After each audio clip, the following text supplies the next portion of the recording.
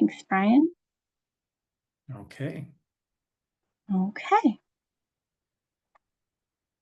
Share my screen.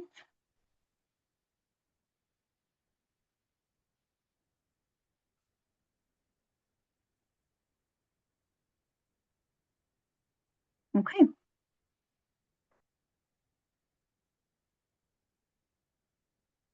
We looking good there, everybody? It's taking it. Yep, I see it now, Jody. Okay. All right. So this is our statement of work information session. Welcome. My name is Jody Walder. I am the RFSI program coordinator, and I am joined today by the program manager, Brian Copham, and our senior programs manager, Michelle Meyer. Brian, would you like to introduce yourself? Sure, happy to. Thank you all for joining us today. I'm really glad that we can do this. I am Brian Copham. I am the program manager for the Resilient Food System Infrastructure Grant. I know you've heard from me many, many times. Hopefully, I will be able to help make this process as wonderful as possible for you in the execution of this grant. And I'm going to let Jody take it away, but Michelle, would you like to introduce yourself real quick? No, Michelle says absolutely not.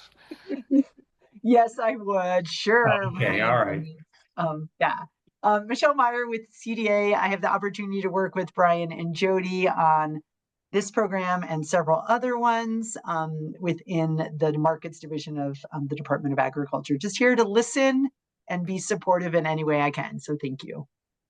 Thanks, Michelle. And I would love it if we could just take a couple of minutes for you as the audience to introduce yourselves, just even just as simple as name and organization, because I'd like to start seeing if we can build a collaborative environment where you know each other, maybe you can ask questions of each other, but certainly you know that you're not in this alone. So if you wouldn't mind introducing yourselves as well, that would be great. And maybe we can start with Gretchen.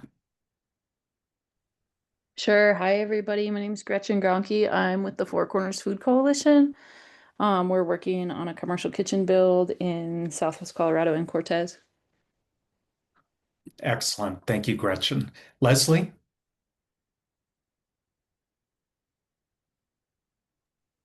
Sorry. Yeah, we have a fruit orchard in Delta, and as a spinoff,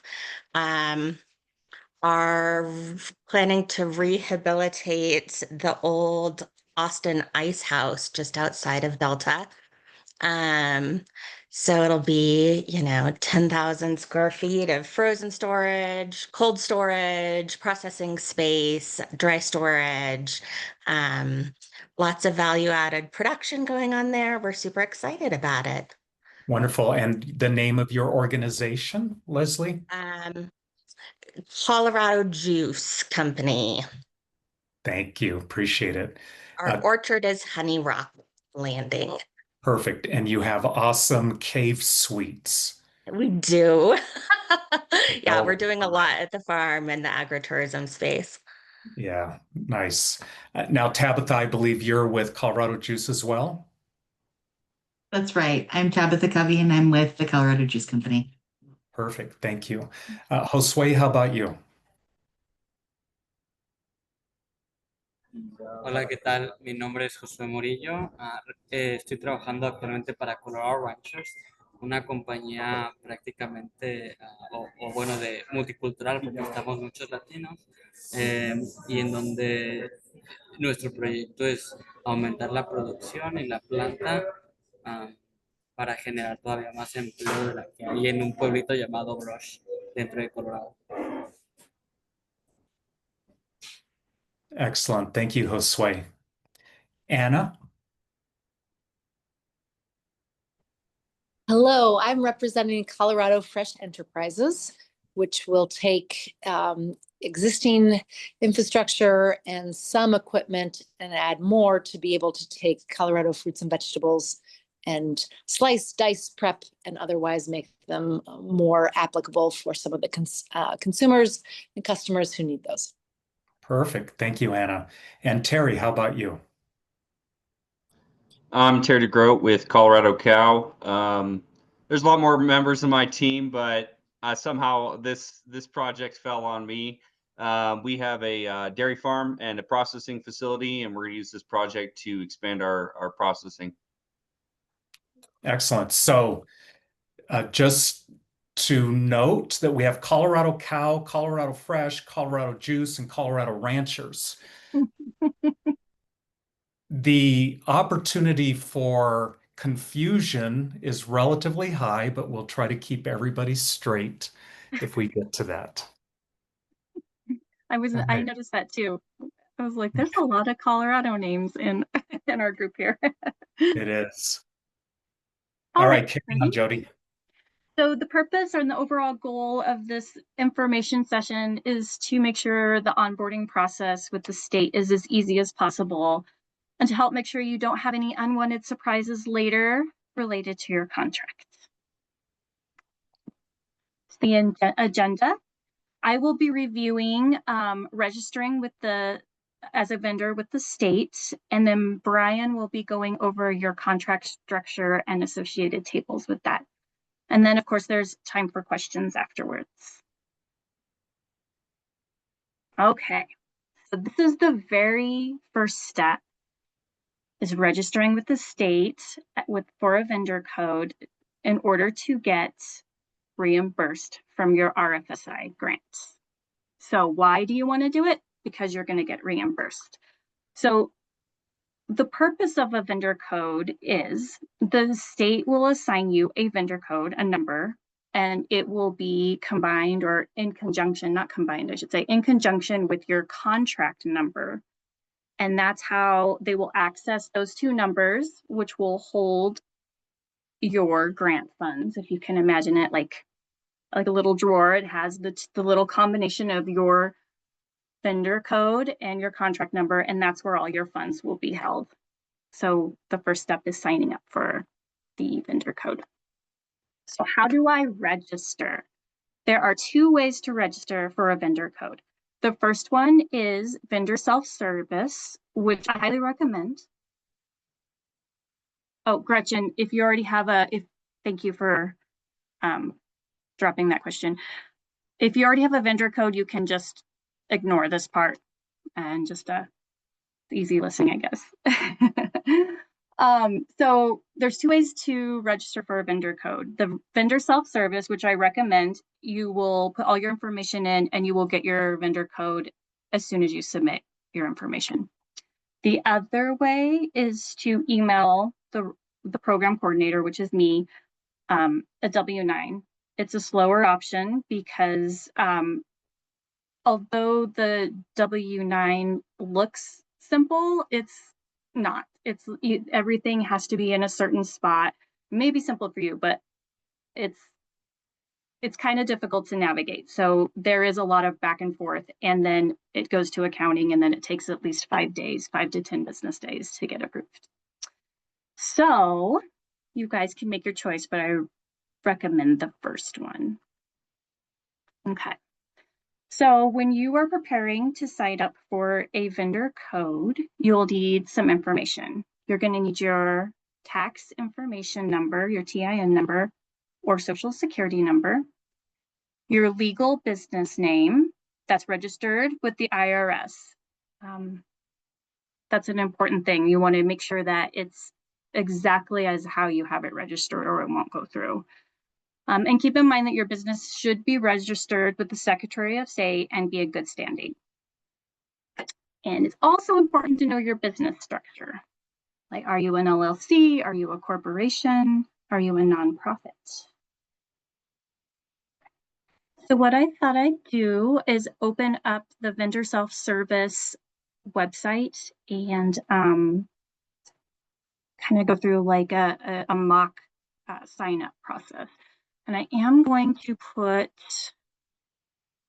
the link in the chat for you guys so that you can access it easy.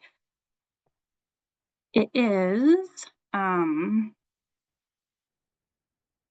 Yeah, I'll just type it. It's pretty easy.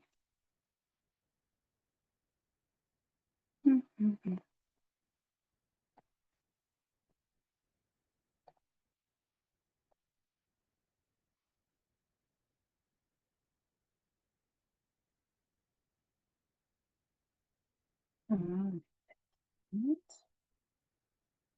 then I'm going to switch screens here real quick, guys. I'm going to stop the share here.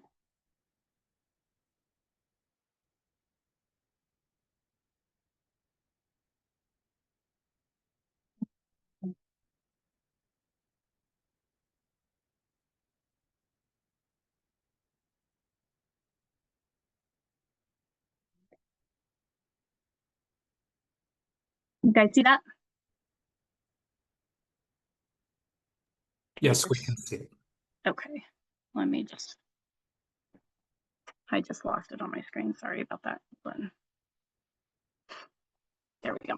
Okay, so if you put in colorado.gov/VSS, it's going to take you here, and you are just going to hit the sign up button. So this is the memorandum. You want to read through this and agree to it. So you accept the terms. And here's your registration tip. So this will tell you what you need: your taxpayer identification number, your full business name is registered with the IRS, and contact information.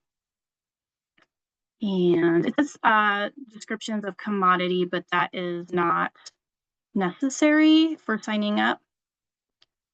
So we go next. Okay, and then it's just simply filling this out. So I'm just going to do one. Okay, your name.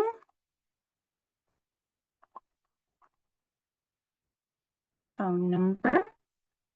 Jody, can the user ID be chosen as anything that the grantee prefers? Yes, and thank you for asking that question because I was kind of confused by that myself. But yes, it's your user ID, so you just make it up. Thank you. Yeah.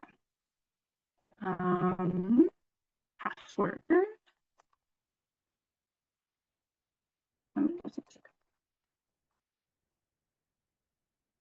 I confirm the password. It'll tell you, of course, this is a weak one that just kind of made up something really quick. And then it'll ask security question. They'll give you some options.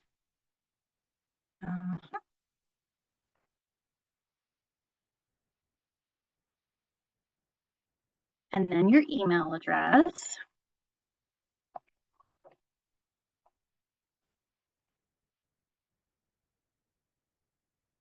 And then there's a blue button that pops up. It'll ask you, it'll send you a verification code. So you click that, and then you'll go into your email and copy the code.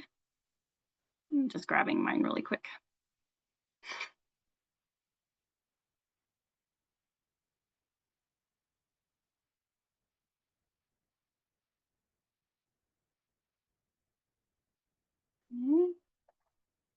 So you continue, put your code in there, and you say sign up. Oh, user agreement policy, where is that? Down at the bottom. Oh, there we go. Yep. Hit the check mark. And just as a FYI, anything with a red asterisk is required to be filled out. There we go. Oh, I don't know why I did that. Sorry. Let's see. I might have to re-put it in because I resent it.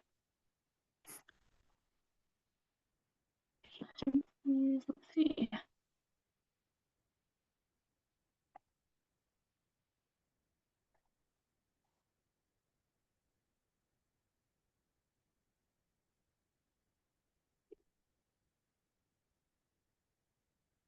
And sign up.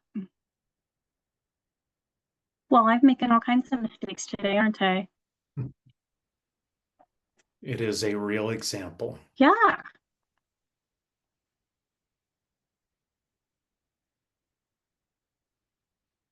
I know what I did. I think I would use a capital on one and not. There we go. All right, let's see if I did it right this time.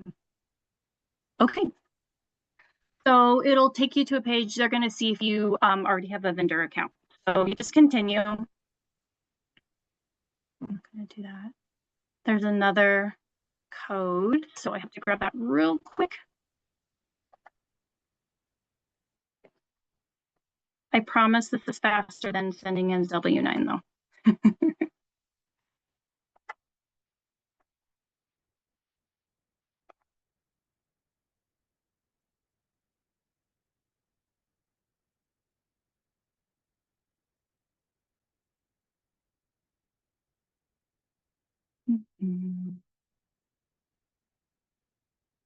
Kind of being slow with my code. Oh wait, that's okay. Now it will be there. There we go.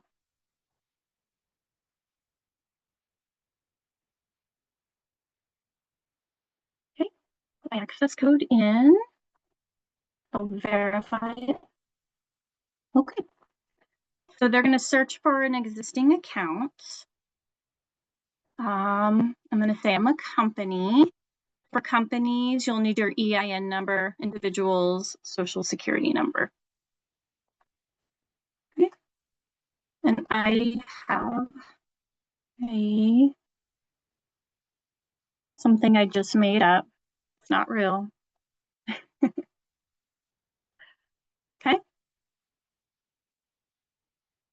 No dashes on that. Okay. Search. It's going to find that there's no records found because I'm doing an initial sign up. Okay. And then, so just scroll down, and so we're going to start a new registration. Here's some, if you do have a vendor code and you can't find it, you might want to read through these questions here. But since we're doing a new registration, we're just going to click this blue button. Okay, so if you pay attention to the top, there's these 3 circles here, and they'll kind of tell you how far you are progressing across filling the form out. It's going to ask your organization type. I'm going to say it's a company. So here's where you need to know how your company is organized. And I'm just going to choose LLC. And then taxpayer ID type. We're going to do an EIN. Okay. You want to answer if you're a healthcare provider. Looks like I need to put this in here again. I thought it was going to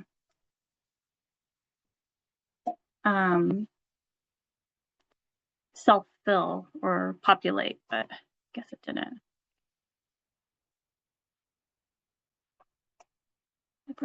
Okay. There's that. Company name. I'm just going to say RFSI. Actually, let's do this. RFSI 1, and if I have a DBA, it might just be RFSI. So both of those will be in our accounting system. And this right here tells you what name do you want on your check. So I just chose legal name. Address, I'm just going to put in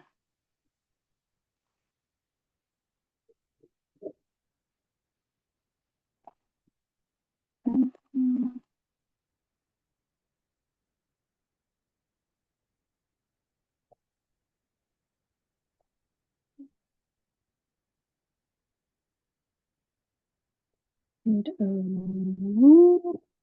there we go. Okay. And then we're going to continue. So verify your business address and contact information, and you can update any of the fields below. So here's something kind of interesting. So use the above address or the following address types: your ordering, your payment, and your billing. For sure, make sure that the payment option is checked. Okay, primary contact is me. There's my telephone number. You can choose who you want to put in here, email address, Anything else? Fax number, alternative phone. Use the above contact for below address types. So that was kind of a confusing statement, but you just check however you want that to show up. And then continue. So we're moving right along here. Business information, verify my locations by use my TIN number. I just left that. There are maybe some other options, but I have a feeling that's the most popular choice. Organization, you can fill out your information here. And if you wanted to add commodities. Now I'm wondering about this. This is for solicitations. So if you want to fill out anything with the commodity code, you can choose from these codes here and add them.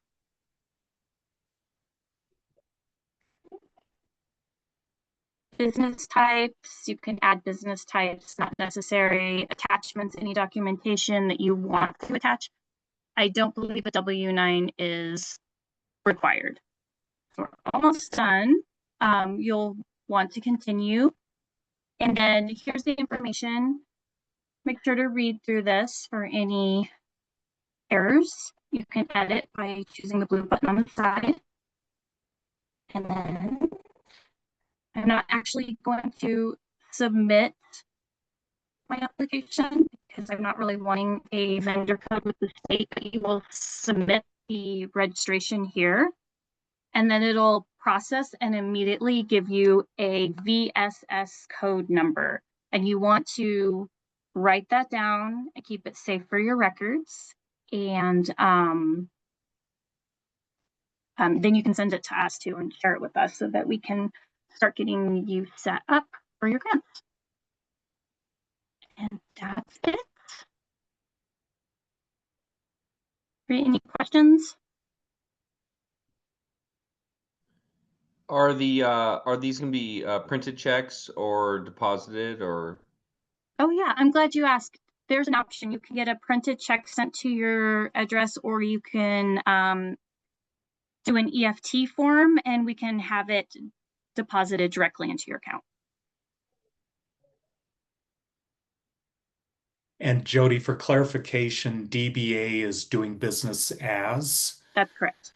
So sometimes a company will have a legal name like Jody's Business, but she's doing business as Jody's Chocolates. So it can be a brand name in case you have that DBA. Are the commodity codes needed? Are they required? They're not required. Okay, thank you. And the VSS code number is the vendor self-service code number, which is the same as the vendor, the VC number that we see. Is that correct? That's correct. Customer number. Okay, thank you. Yeah. All right. I am going. When is the start date? Because I know there's a 90-day retroactive payment system. When does that start? And Terry, I'll be able to cover that in the contract section, so it'll be coming up real soon. Yep, good thinking though. All right, I'm gonna go back to sharing my slides real quick. Can I ask a quick question? Sure. Yeah, so for the vendor self-service code, is it the email verification code that comes through? I don't have any other code. I haven't found any other codes, and there isn't one in my vendor self-service account. We registered a long time ago. Oh, and did you look it up? That first step was to look up the information. Yeah, we can look it up easily. And yeah, I'm in my account. Yeah, okay. and Tabitha, we have your customer code, your vendor code. Okay. You don't need to worry about that. We can automatically associate it. Perfect. Perfect. Thank you so much. Yep. Yeah, you're welcome. All right. All right, let me go back one more. Okay, so just let me share real quick. There you go. So just some I do have some documents that we will be needing in the future from you is a certificate of insurance or a COI. I'll get an email out to you about what is required, the requirements of the certain COI, because we have different requirements, which Brian will go over. So I'll get that out to you soon. And then, like I was telling Terry, the EFT form, I'll send you one of those along with the email that I send out about the COI so that we can start getting you set up for direct deposit. All right. And if there's no more questions, I'll hand it over to you, Brian. Awesome. Thank you, Jody. And you'll advance through the slides for me? Absolutely. Okay, perfect. Thank you.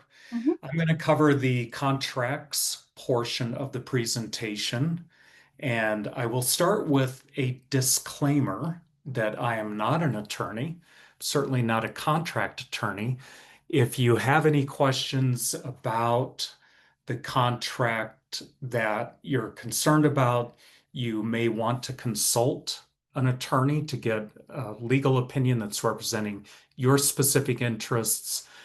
But I have been in business for a little while, or different forms of business, familiar with contracts. So what I'm going to show you is what I look for in these documents that we put out that may be of particular interest to you.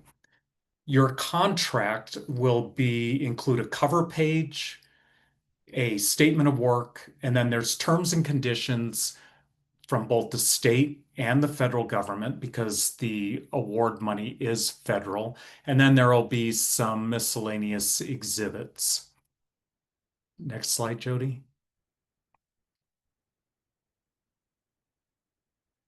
Thank you. There are two types of contracts. You'll only get one. If your award is $250,000 or less, you'll get a POGG1, which stands for Purchase Order Grants Given. If your award is for more than 250,000, you will receive a CTGG1, which is a Contract Grants Given. And the difference is the POGG1 is 250 or less. The statement of work will be an exhibit, and we will cover that. The state terms and conditions will be included as an exhibit. It's called the Small Dollar Grants Terms and Conditions. And then the federal terms and conditions will be included as an exhibit as well. For the contracts grants given, which is more than 250,000, the statement of work is included as an exhibit as well.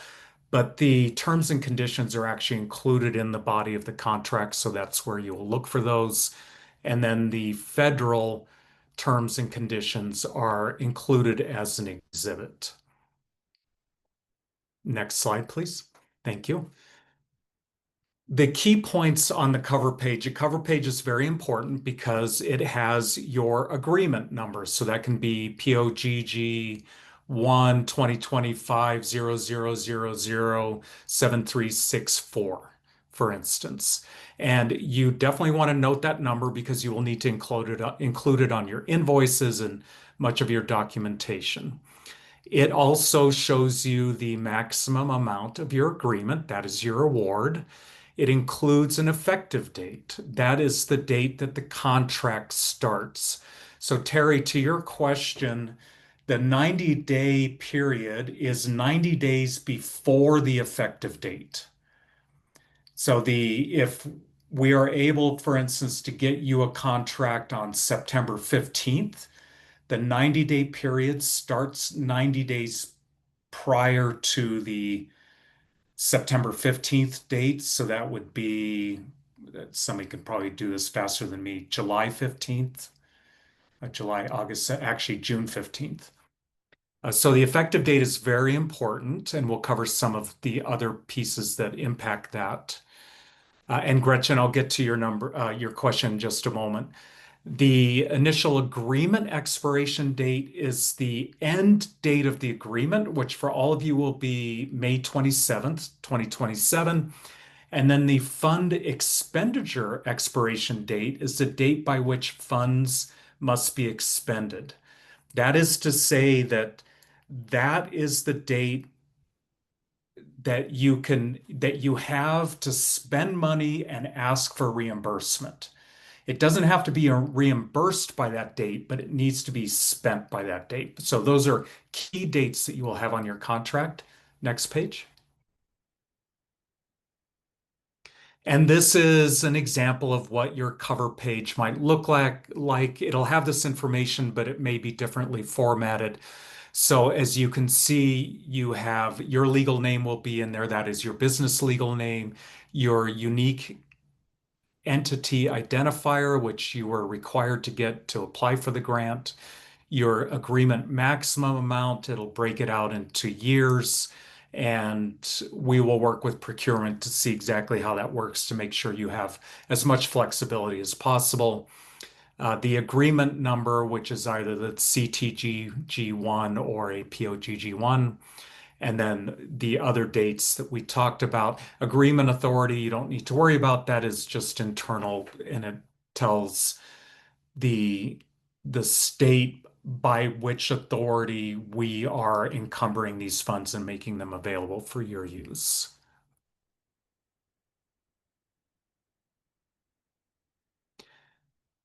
This the statement of work is going to be a key part of what you want to be keeping track of. So the terms and conditions are general. You'll want to be familiar with them. It's things like how do you terminate the contract if you want, insurance requirements, which will cover how payment happens, those kinds of things. But the statement of work is really your project specific language. And in that, there are two tables that really are going to be the key reference points for you. One is the activity table. In this, you're really going to want to reference in your application the table under the question, provide a list of objectives your project hopes to achieve. In that table, you put in certain things, and we got to the point where it sounds like an outcome-based question, like we want to cure world hunger, but it's really more of a project-based question. Like one objective is to install a grain mill, and the other objective is to install a cooler. So those objectives will essentially break down into activities. These are milestone activities that you want to include in here, and we'll work with you on these. So in this example, one key milestone is activity is to place the order for the stone mill. And there's an estimated completion date. That's just when do you expect to have it done? If it's done earlier or later, you will not be penalized. This is not a performance criteria. It is a way for us to understand where we are in the project. So this is more like a project planning document in many ways than it is a contractual, but you want to make it so that these key activities can be referenced, and we're speaking a common language of the expectations of what your project involves. Next slide, please, Jody. There's also the budget table. Reference the budget subtables in your approved application. So for the budget table, you'll have the category, for instance, equipment, the item that you're going to be purchasing, how much you're requesting, how much you're matching, what the match type is, and what the total is. It's really going to be a one-to-one move from your application to this budget table. And this budget table in particular becomes really, really important. So we want to make sure it is as accurate as possible and has a sufficient amount of detail. And a sufficient amount of detail can be a little bit subjective, but notice in this case, I have stone mill. I don't have an Acme model 34672 stone mill, because in case the Acme model isn't available, there may be a comparable model that's available. And having just enough ambiguity in there means that you have a little bit of flexibility on which stone mill you're going to get as long as it meets the project needs. If you get too specific, it can get kind of tricky, but you don't want to be so vague that we or the AMS don't really know what you're buying, like stuff to mill flour. That would be a very vague item to purchase. So there's got to be some specificity, but leave a little bit of room. And like I said, we'll work with you on these. Jody? Thank you. And this is why this is so important. Key language under reimbursements, which we all care about. Only with prior written approval. Your statement of work effectively is your prior written approval to purchase something. So the state will only reimburse with prior written approval allowable costs. Allowable costs are those that are shown in your budget on the statement of work. My translation said I was speaking something besides English, so maybe I'm speaking too quickly. Sorry about that. The grantee's costs for work performed after the fund expenditure end date are not reimbursable. Anything you purchase after that date cannot be reimbursed. The state will only reimburse allowable, which is per the budget, reasonable. So if you can get a stone mill for 20,000 and most everybody's buying that, but you can get one from Qatar for 250,000, that may not be deemed reasonable. Very subjective, but I don't anticipate any issues there. It's just standard language that the state or the federal government's not going to pay excessive costs for a piece of equipment or service. Actual costs described in this agreement. That again goes back to your statement of work. You submit invoices to the CDA for reimbursement. We will cover that in the reimbursement process. And we have 45 days to pay the invoice. We are really hoping to get these turned around in 2 to 3 weeks, which will require your cooperation. And that's where the session on reimbursements and submitting for reimbursements becomes very important. Next slide, please, Jody. Key language on insurance. You need workers' compensation on any workers that are involved in the project. You need general liability minimum limits, and we can get all this information to you so you can submit it to your insurance broker to make sure that your policy meets standards. So these are listed here, $1 million for each occurrence, $1 million general aggregate, $1 million for products and completed operations, and then 50,000 for any one fire for fire insurance. Next slide, please. And then automobile liability, which is covering any, basically you need to have auto insurance.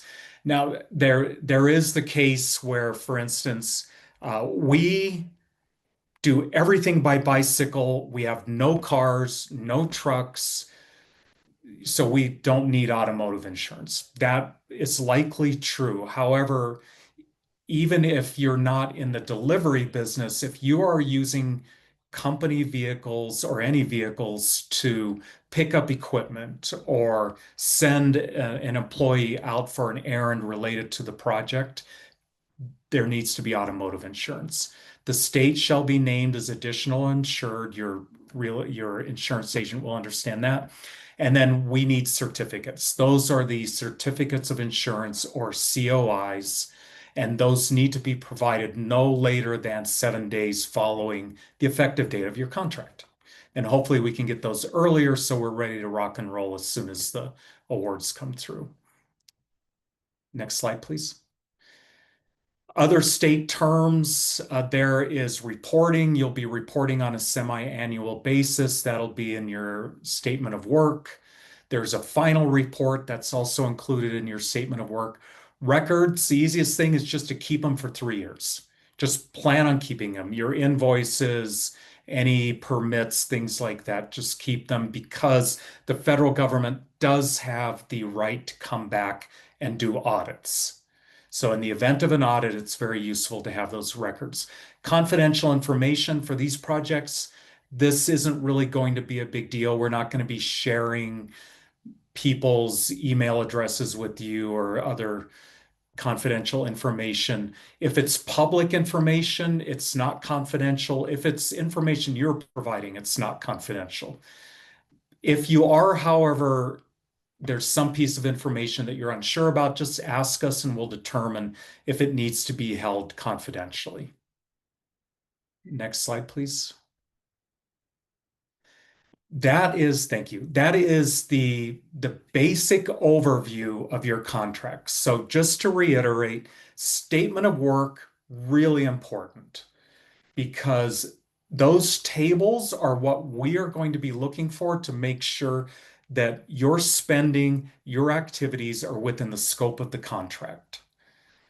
The other things, there's a lot of terms and conditions that you can read. I've read through them a number of times. There's nothing in there particularly surprising or onerous from my viewpoint, but please take a look through them.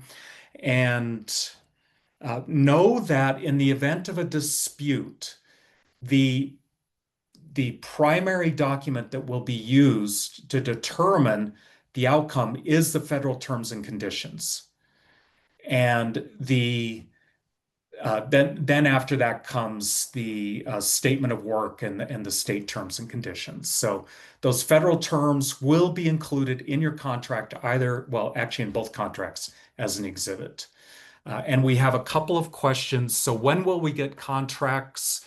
As soon as the AMS approves our projects, then we will have the contracts ready to go, which is why we're at this stage now. So as soon as those hit, we can have that contract ready to send out. And when will the AMS approve them? When we have, they'll approve the first batch when we have at least 7 projects that are cleared from the State Historic Preservation Office, which we're in the process of doing that now. So unfortunately, Gretchen, I don't have an exact time frame because there's so much that's dependent on external agencies, but we would really love to have contracts in the next 30 to 45 days. For slides, I see, Tabitha, that Jody already answered that. And yeah, we'll send out either slides or a link to the slides. Asking you, but my project has moving, whether I like it or not. With construction, we couldn't stop. So I'd say that maybe it's going to be the same, revolving around the same things. It just might not be maybe it's not this exact part, but it's the infrastructure around the part. That's kind of what I'm saying. Yeah. So I think what we should do, Terry, is take a look at your application, what you have in there, and what may need to be adjusted as long as it's in service to the project, directly in service. I think we'll have some latitude to make some of those budget changes. The AMS understands this has been like a very long process and people are needing to get things done. So let's just schedule a time to go through that and see what we can do. Yeah. Okay. Yeah. And if if we're here doing this meeting next August, I will ask you the same question. So every day my project changes. Yeah. If we're doing this next August, you probably won't be talking to me. You'll be talking to my replacement. So we'll try to get it done before then. Yeah. Okay. Thank you. Yeah. Brian, we're in the same situation. We'll also need to schedule a meeting with you. Understood. Yep. We'll get that on the books. Great. Anybody else? Questions? I got another one. Could you guys we took in a lot of information. Can you you guys have done this in the past, just give us a list like to do. And that would help me just take this out. Yeah. I will see if we can come up with such a list, Terry. And if my dry cleaning is on the list, I apologize, but hopefully it won't make I'm not above, professional courtesy. If you want that done and it speeds it up, I'll do anything. Oh, Josue, did you have a question? Sí, lo que pasa es que intenté registrarme en el portal. Me dice que no está, cuando intento buscar mi compañía no aparece, pero a la hora de ingresar o registrar la nueva compañía como nueva, me dice que ya existe. No sé si hay un error técnico en el sistema o qué pudiese pasar. So, Josue, why don't we schedule a time online to go through that? I think what I need to do is go back to your Secretary of State filing and make sure we've got the right name that you're using.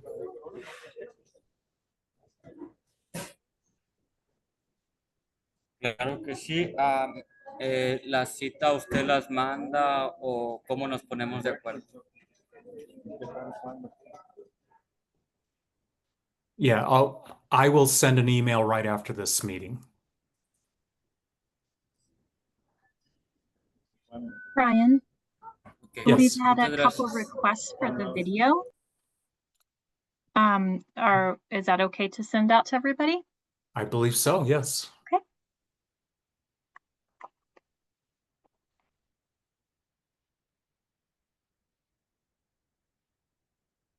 Any other questions that we can help with?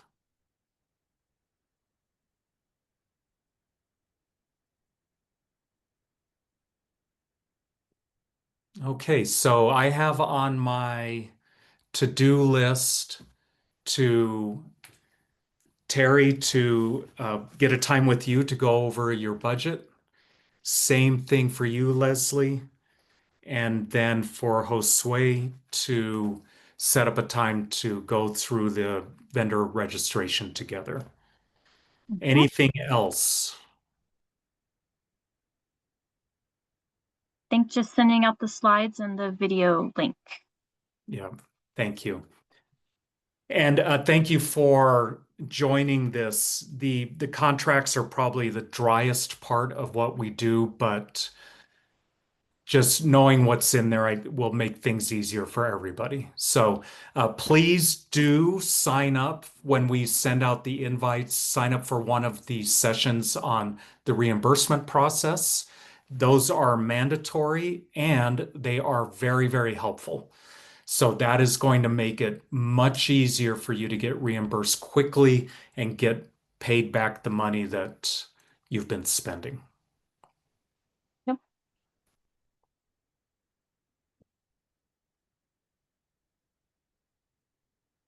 Well, Jody, I don't think there's anything else.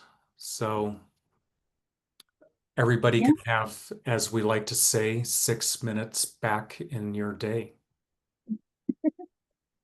Okay, thank you, everybody. Yes, thanks for joining, everybody.